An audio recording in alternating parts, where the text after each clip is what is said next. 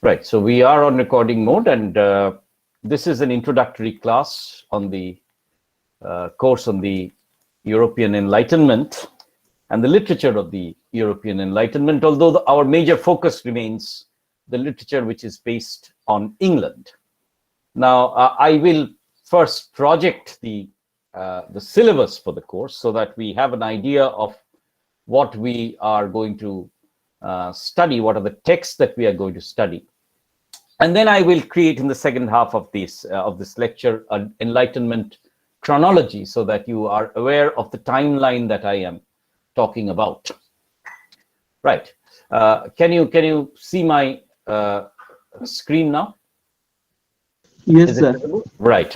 So this is the syllabus. And you see, in the first section, we have a compulsory component which you will need to answer is the history of ideas. So this gives us an idea about what the Enlightenment was and what are the different branches or directions in which the European Enlightenment spread. Now, all the three, of course, selections that you have are from philosophy. We have René Descartes, Discourse and Method. This is tentatively around 1670. Descartes is important in the sense that he will give us the first idea about the cogito, about cognition, about rationality, and how rationality is intrinsic to the idea of the Enlightenment.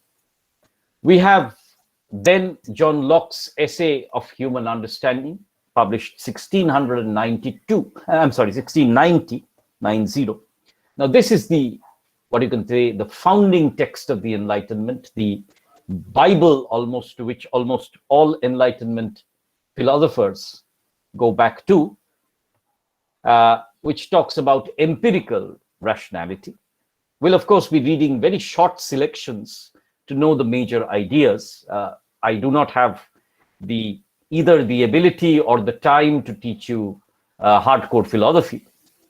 And then we'll have a 1784 text. So almost at the fag end of our timeline that I'm talking about, Immanuel Kant's What is the Enlightenment? This is again the definitive, kind of a text which talks about what the major idea of the Enlightenment was, whether Europe had reached an enlightenment, and how enlightenment would percolate down to the masses.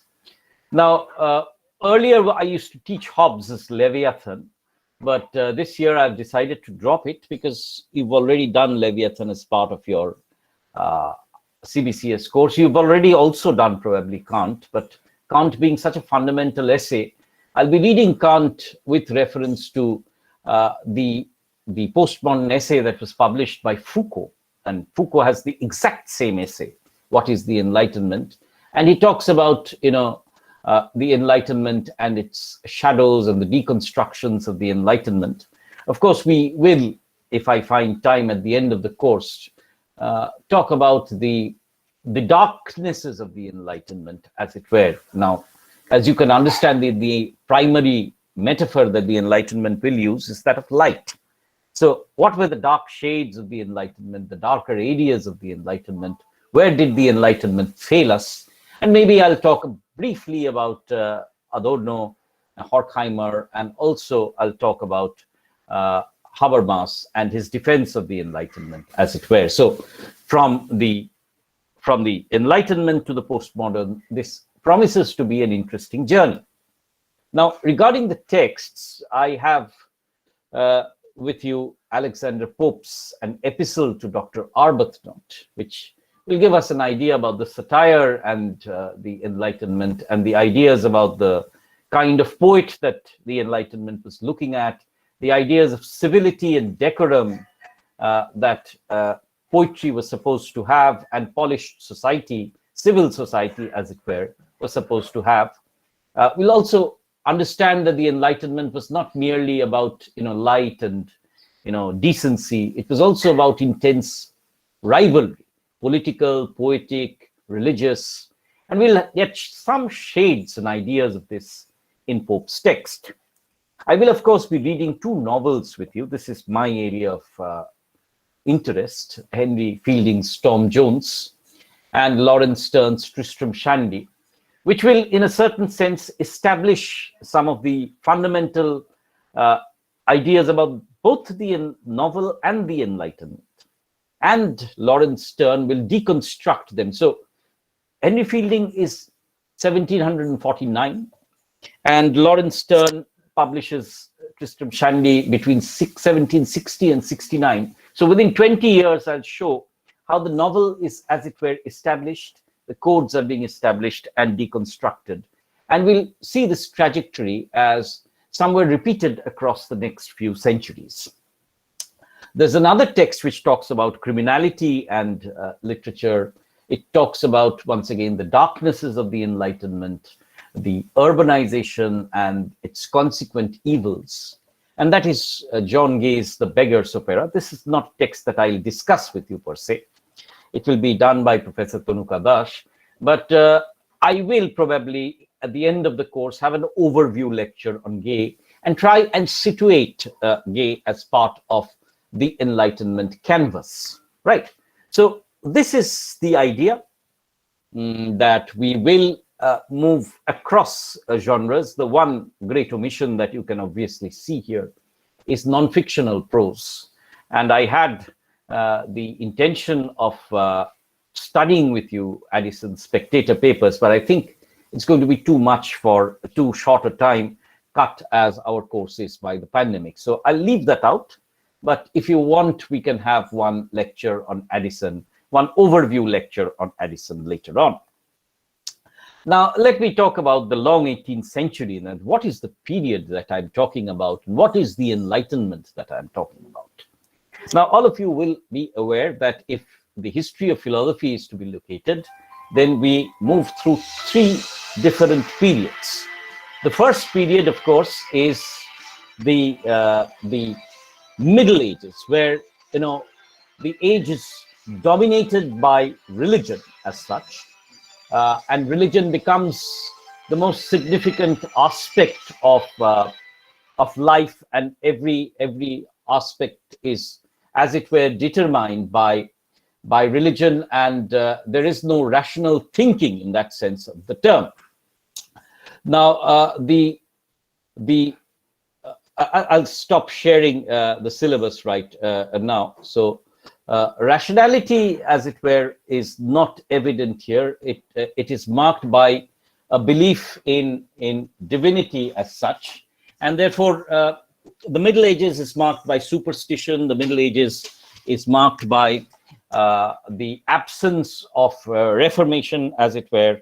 And therefore, the Middle Ages is seen as somewhere as a dark period in the history of philosophy. The next leap, as it were, is in terms of the Renaissance, where we have the emergence, as it were, of a philosophy where, you know, you have a return to classicism, you have early movements towards natural philosophy, you have a movement towards natural philosophy meaning science, you have the early political churnings about the role of the king, you have, of course, the Reformation in religion, the rise of Protestantism, and very importantly, the rise of the individual, right? So the self-fashioning of the individual. And you also have the university wits and the rise of early education. But please remember that the Enlightenment, the Renaissance is not marked by a significant proliferation of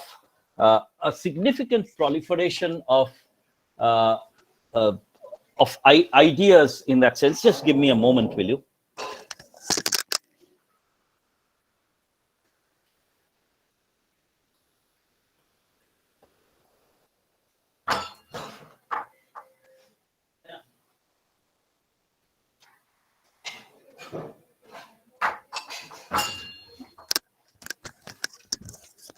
Sorry, please excuse me.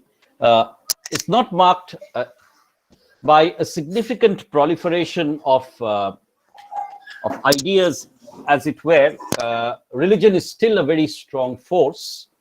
There is no rampant or rapid proliferation of education. The role of women is extremely still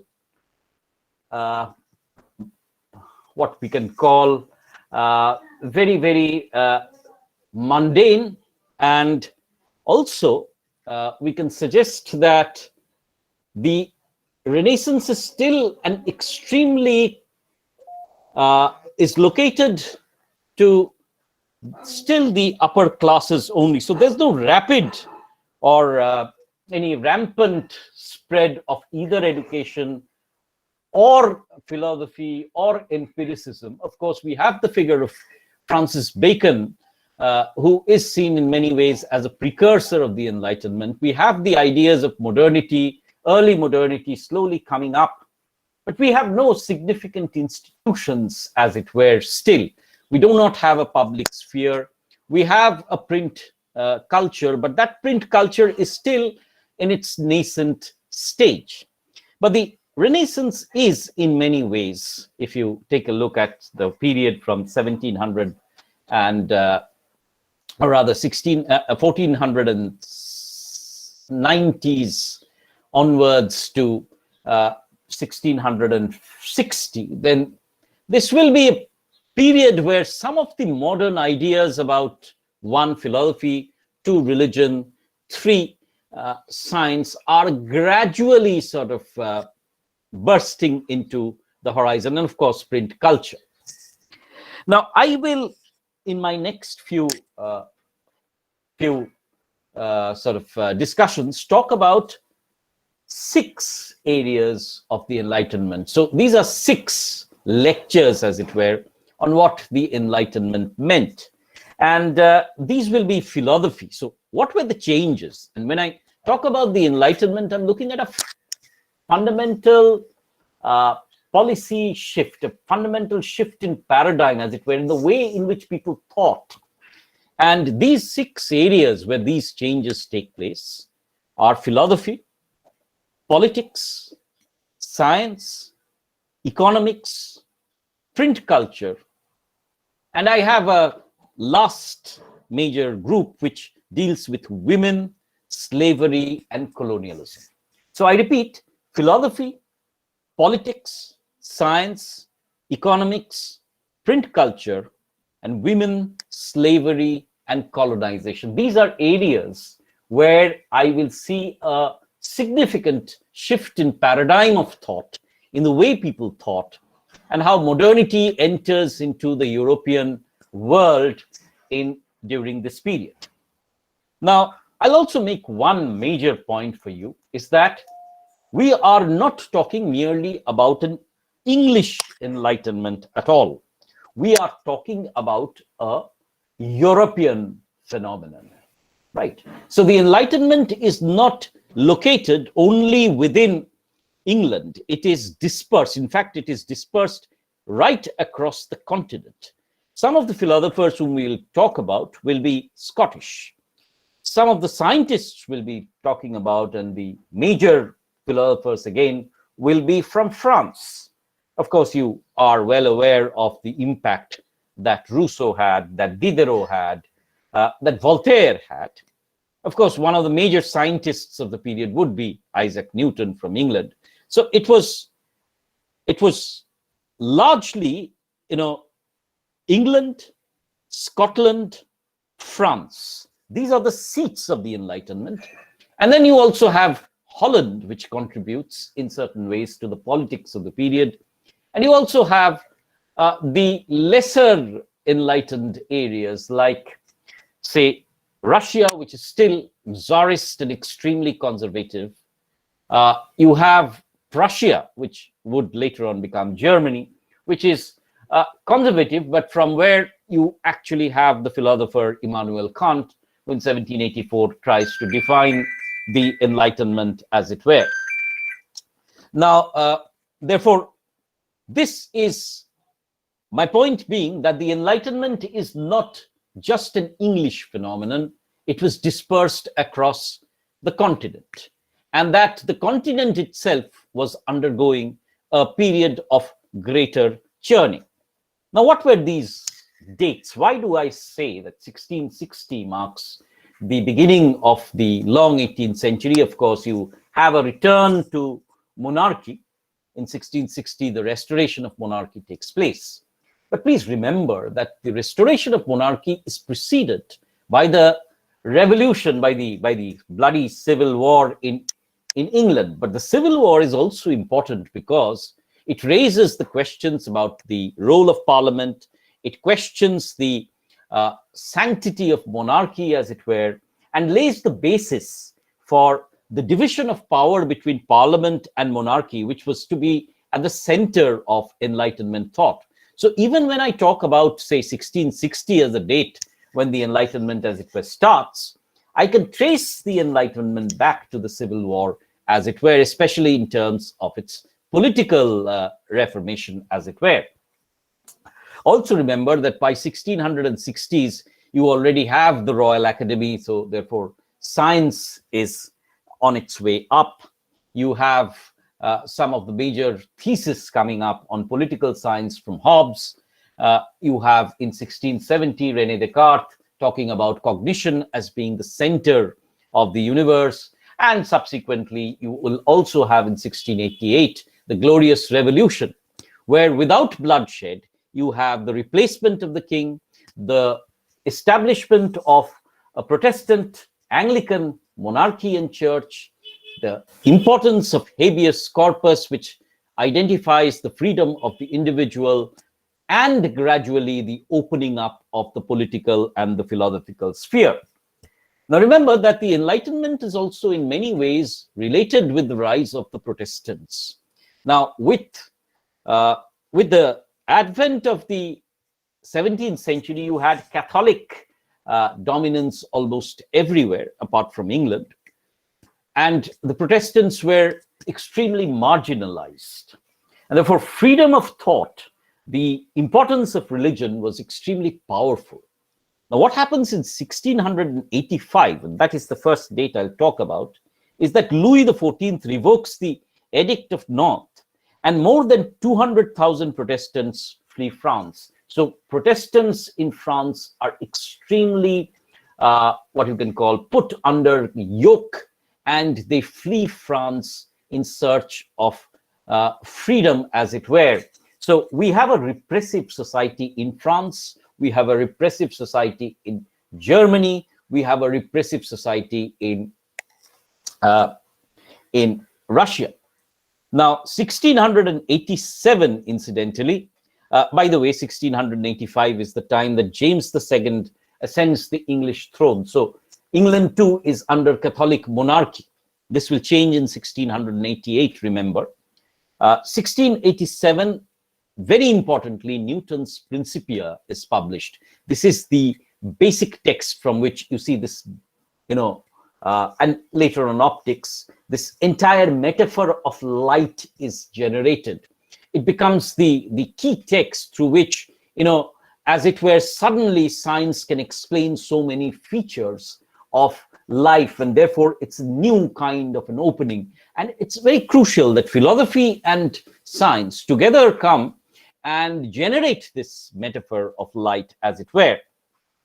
1688 is the date of the Glorious Revolution. William and Mary ascend the throne. You have habeas corpus, which says you have to have a warrant before you are brought to court, and you must be produced before court. So personal freedom, the role of the law, and arbitrary power of the king is curtailed. 1688, the date becomes very, very crucial in the idea of liberty that the Enlightenment brings together. And this happens in England. Therefore, when Voltaire will talk about England as the seat of liberty, he will be referring back to this period of 1688.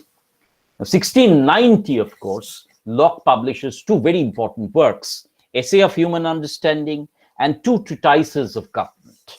The two treatises of government is important in the sense that it argues that if necessary, it talks about, of course, this covenant between the people and the sovereign, the agreement, as it were, the social contract. But very importantly, it says that if the sovereign violates the contract, he can be deposed. So democracy, as it were, is being established with Locke's two treatises of government. It seems to be an extremely radical text. The war between England and France breaks out in 1690.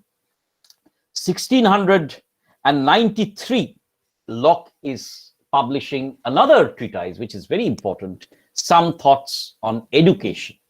And this is interesting in the sense that Locke suggests that instead of bullying the child, beating the child, education should be much more moderate. Education should persuade rather than bully. So therefore, it's an entire new paradigm of self-fashioning that we are also looking at, where force, tyranny, as it were, is sort of dissolved in favor of a more harmonious relationship between parent and child. Now, why do I refer to this? I refer to this primarily because, what is happening is that the family is becoming the first political unit, as it were, where earlier the father was the tyrant and the child was the subject. Locke is arguing that a more harmonious, a more, as it were, balanced and interactive relationship needs to exist between the father and the child. So a more democratic, a more egalitarian relationship is based with the initiation of the family. And you also have, as Lawrence Stone has suggested, a shift in terms of the relationship between the husband and the wife. The husband earlier is husbanda, the lord of the house. Instead, now he becomes, the idea of marriage becomes a more companionate marriage, where the wife is a companion rather than a subject of the man, right? So there are certain shifts that are taking place in the political unit of the family, and these represent the larger political shifts that take place in society. Now, it's also interesting that 1695 sees the Licensing Act lapsing, and therefore censorship, as it were, the Licensing Act was an act of censorship, and censorship declines. Very importantly, censorship is taken out of the equation. It will come back in 1734, but there is a sudden spurt in literature. All kinds of political literature come out because the Licensing Act has lapsed. And therefore, without this, monitoring of the state, a lot of subversive thought also goes around in the public sphere. Now, at the same time, you will find that one of the major ideas of the Enlightenment is the withering away of religion, is the secularization of society, right? So in 1696, John Toland publishes Christianity Not Mysterious. This will be followed up in 1719 by a treatise anonymously published called Treatise of Three Impostors, where it is argued that Christ, Muhammad, and Moses were three impostors, and that religion is something that only is a kind of let's not say opium for the masses, but something that is not believable. In fact, later on, of course, Locke will be talking about it, Hume will be talking about it, that there is nothing called a miracle, that religion is something which cannot be really trusted and it has no rational basis. So Christianity Not Mysterious and the Treatise of the Three Impostors, you take out, as it were, the importance of religion in society. Now remember, in 1670, when Descartes had published his Discourse on Method and Meditation, talking about God. In fact, when Newton is talking about science, he says that, it's the greater will of God, and we are like, children on the seashore. So there's no larger, collision between religion and science. But by the latter half of the 18th century, as it were, religion is being taken away from public sphere and being gradually made a private aspect. And it is the importance of, as it were, secular thinking and rationality and science that becomes important. I see that is manifested in Pope's poem when he says, "Let there be Newton, said God, and there was light." So, the very discourse of religion is, as it were, being shifted towards the discourse of science. This you have to understand, that secularization is one of the major aspects of the Enlightenment. In fact, major philosophers of the Enlightenment have talked about the Enlightenment, therefore, as being incidentally pagan in its quality. Right. Now, this also important is that this text of Locke becomes very quickly dispersed across the continent, and therefore you have Locke rampaging across the continent, and these ideas quickly spread to France. 1704, of course, is the publication of Newton's Optics, the breaking of light into its constituent colors, and then unifying again by passing it through two reverse prisms. You all have read the ideas of Newton, the laws of Newton about light, that the angle of incidence is equal to the angle of reflection, and that there's an angle of refraction.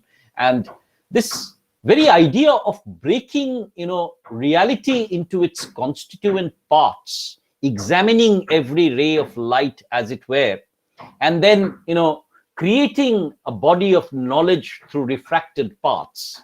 So breaking up, reconstituting is crucial to the idea of the Enlightenment, that reality can be experienced in its minutest levels, examined and analyzed. This very scientific phenomenon is providing us with a new way of looking at things. So the mystery of, as it were, the universe is, as it were, trying to be solved. In fact, if you take a look at it, Locke is suggesting that all human understanding is now possible through the prism of empirical knowledge. So sense experience, there's nothing beyond sense experience, that everything can be experienced or everything can be explained through sense experience. At the same time, 1713 is the date when Anthony Collins's Discourse of Free Thinking is being published. So, free thinking, the circulation of thought, is an idea that a free thought without any prejudice is an idea that is coming up. 1717 is an interesting date when you have a very fascinating woman called Lady Mary Wortley Montagu, a noble woman from England, arriving in Turkey and taking a look at the process of inoculation against smallpox. So Mary Wortley Montagu is also initiating another direction of the Enlightenment, in which the woman becomes part of the public sphere, demands education, and gradually tries to claim a place for herself. Now, this will not be a very smooth journey. And I will not say that the Enlightenment radically overhauls the condition of women. But you see, figures like Mary Wortley Montagu, Mary Astle, Frances Burney, all lay the basis through which subsequently, around 1790s, Mary Wollstonecraft can demand, education for women. So there is a subtle shift in the way in which women are looked at during the Enlightenment. Now, 1733 is the publication of Voltaire's letters concerning the English nation. And Voltaire is praising England as the seat of liberty, as the seat of innovation, as the seat where science and free thinking have made their position very viable. And this is gradually percolating down to France, right? You also have the rise of the Masonic lodges, the Freemasons, where within the Masonic Lodge, class doesn't matter, race does not matter. Therefore, a zone where only human science and human thought become important. Right. Interestingly, 1747 is also Julien Maitre's Man the Machine, published in the Dutch Republic. This very idea about the clockwork universe, which we have from Newton, which we have from Bale, which we have in Lemaitre, gives us an idea about the entire universe in terms of a machine. So you can see how science is entering into the discourse of the entire operation of the earth, and the concept of the soul is gradually receding.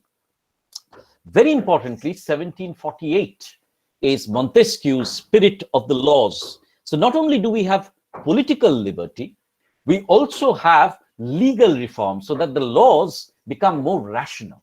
Now, many of us think that political liberty in itself is the way where the Enlightenment moved. But please remember that political liberty or political free thinking had to be correlated with a rationalization of the laws, so that the laws, instead of becoming more draconian, were designed to reform and to create a better kind of a society.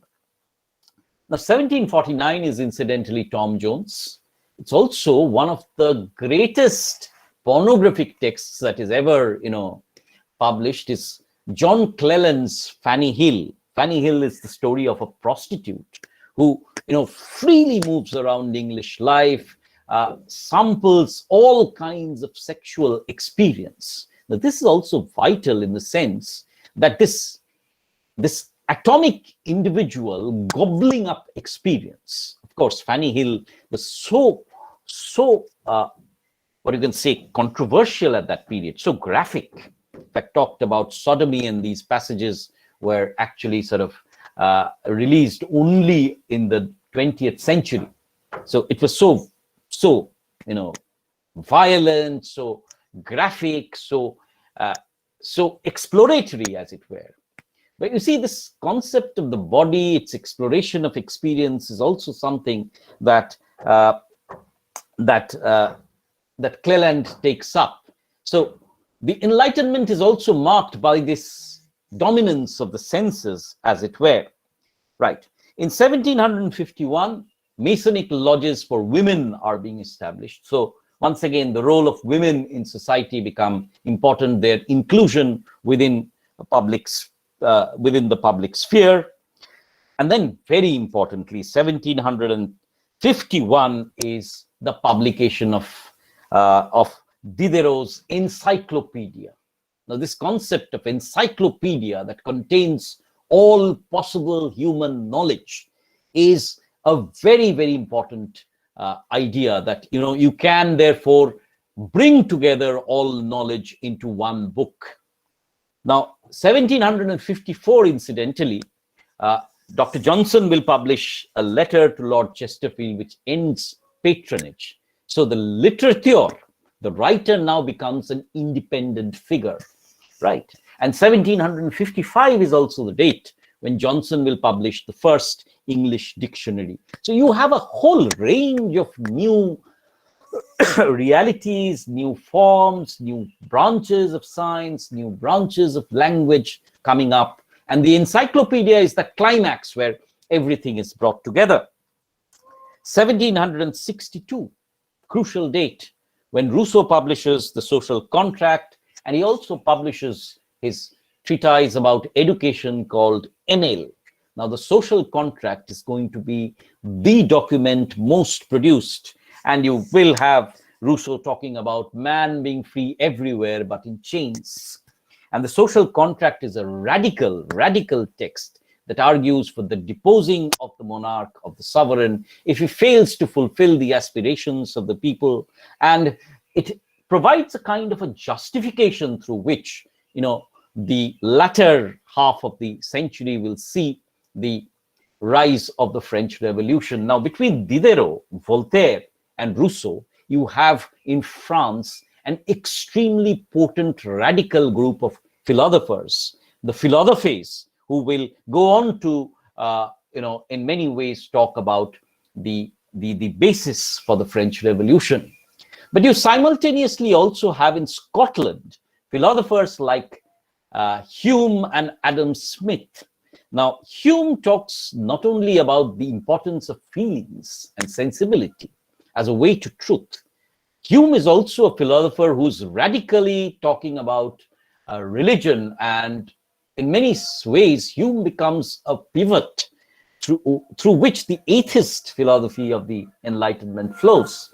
Now, Adam Smith, of course, is the philosopher who talks about free trade, and that, from what we have, the duties and the restrictions on imports, Adam Smith is the philosopher who opens up economics to global trading, to free trade, and therefore you have another branch, another discipline of study being opened up. You will remember in your Spectator papers, for example, that Sir Roger de Coverley talks about, Sir Andrew Freeport, who's the businessman on board the trader on board the Spectator Club. He talks about the sea as the British common. So the wealth of nations, Adam Smith is no longer talking about the wealth of a nation. He's not talking about mercantilism, which said you increase your exports, have heavy duties, and stop imports. This is mercantilism. Adam Smith is saying, now trade freely, so that you do not talk about the wealth of England or the wealth of France. You talk about the wealth of nations. Of course, for us, it had a very, very derogatory effect in that, it was largely the robbing. It also sees the rise of colonialism, imperialism, and the decay of India. But this concept of free trade and capitalism also go hand in hand. So you actually have Protestantism opening up religion, you have capitalism opening up trade, you have empiricism opening up philosophy, and you have the decline of religion and the decline of the monarchy. These are some of the aspects that you can see within the Enlightenment. Now, again, very importantly, 1776 is the date of the beginning of the American Revolution. Diderot refers to them as those brave Americans. You have the Boston Tea Party, and the American Revolution is in many ways a prefiguration of the French Revolution, the great clarion call for liberty, as it were. And the end of slavery is also initiated in the sense that, there are movements against slavery now. Now, in 1781, Immanuel Kant publishes his Critique of Pure Reason. You have 1781, once again, Rousseau's Confessions. In 1784, a German newspaper asks a question: what is the Enlightenment? And back comes the answer from Immanuel Kant, right? A text which we'll read in some detail. But Kant's major idea is that the Enlightenment is freedom from dogma, 1. 2, it is freedom from dogma in a public sense, not in a private sense. So it's not my enlightenment, but our enlightenment. And 3, it is the daring to know. Sapere aude remains the motto of the Enlightenment for Kant. Now, 1789, of course, I have no need to explain. The French Revolution begins. Liberty, equality, fraternity becomes the buzzword. Rousseau becomes the philosopher who's so very important, and you gradually have the climax of the Enlightenment, as it were. 1791 is also Paine's Rights of Man, which is a radical text, once again, destabilizing government. It argues that, the rights of man prefigure the right of the government, and therefore it argues for individualism. It argues for a strong presence of personal liberty and the withering away of the state and the government. Paine is almost immediately, it becomes banned in many parts of the world. In fact, in India too, Paine's work, as you have seen, has influenced Derosio. So in the sense that, Paine becomes this radical philosopher who's again questioning and revisiting the idea of government. You have in 1792, Mary Wollstonecraft's Vindication of the Rights of Woman, right? So this is the key text where for the first time we also have a very strong impassioned plea about education of the woman and the right of the woman as such. And in 1798, by this time, the revolution is taking on an extremely violent turn. So once again, by 1800, repression, war, Sedition Act in Britain, it sort of brings this phase of the Enlightenment to a close. The one aspect which I should also talk about during the Enlightenment is the rampant growth of the public sphere, as Habermas talks about, people gathering together in clubs, coffee houses, public rallies. So a public use of reason, the withering away of one monologic voice of the state, and the participation of people within the state proper. Now, there's also the great growth of the literary sphere, not only the literary sphere, I'll say print culture, treatises, pamphlets, novels, so newer forms of literature, biographies, autobiographies, religious literature, horror literature, criminal literature, a whole, you could say, sequence of literary forms explode into the market. Ideas are generated and circulated through print. The Illuminati talk about science. Newton is sort of immediately circulated. Paine is circulated. Rousseau is circulated. Locke is circulated. So it's a vibrant print culture that exists. And just like, television and the social media was during our time, ideas rapidly proliferate during the Enlightenment, right? So we have talked about, therefore, philosophy in terms of philosophy and opening up into empiricism and the confidence that religion is not the explainer. Philosophy, empiricism will attain all knowledge. Politics opening up from the repression and monarchy to democracy, rights, liberty, equality. In terms of science, the opening up from the darkness of the medieval ages, where man was just a sort of doll in the hand of God, to man who can now transform his environment, explain reality and transform it. 1765 is the date when James Watt will be inventing the steam engine, which will now become the great propeller of the Industrial Revolution. So from the Enlightenment to the Industrial Revolution, a little later you will have electricity, and you will have the great, explosion of capitalism. Economics opens up into free trade rather than mercantilism. You have travel, you have explorations, travel writing, novels, so literature explodes. You have print culture, which rapidly proliferates into many ways. You have the rise of women and the change of the role of women. You have a questioning of slavery, but you also have rampant colonization. So the Enlightenment is that part of history where at one point of time, everything seems to suddenly open up. Light seems to dispel darkness. But is it necessarily so? Does the Enlightenment have its shadows? Did it really offer freedom to the woman? Did the Enlightenment reach the lower classes? Did the Enlightenment also provoke ruthless exploitation and racial oppression?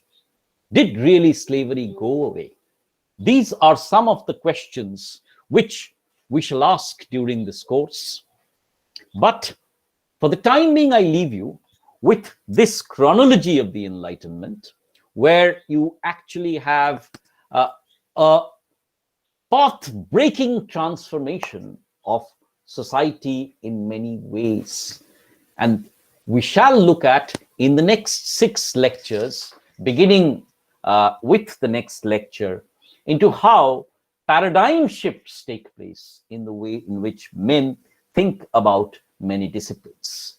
It is with that, therefore, that I bring this recording to a close and welcome you to this course once again, which promises you an exciting journey into the nature of the Enlightenment, its multifaceted incursions of modernity. Remember, we are all children of the Enlightenment, in the sense that the institutions that you look at, the newspaper that you read, the stock exchange that you go to, or maybe will go to in a few years' time, the clubs, coffee houses that you visit, the idea of the public sphere that you revisit continuously, the free thinking that you talk about, the modernity that we claim, is again something that the Enlightenment gifted to us. So it is in this sense that this journey proves or promises to be an extremely powerful journey, and how literature takes up this journey is something which we shall look at. I will stop the recording at this point. Thank you for attending this